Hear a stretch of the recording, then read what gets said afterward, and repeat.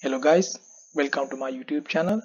Today I am going to show you how to find your YouTube channel URL. Okay, let's go to the video. Go to youtube.com,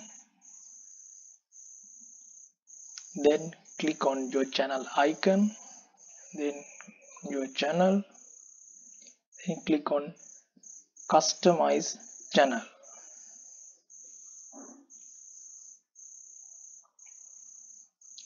Okay, then click on basic info, then scroll down.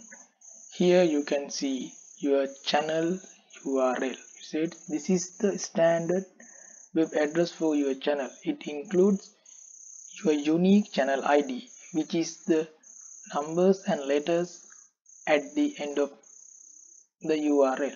Okay, this is your channel URL. You can uh, use this URL for your social media or your website or anything, anywhere you want to share this link. I think you have got the idea. Thank you very much for watching my video, and please subscribe my YouTube channel.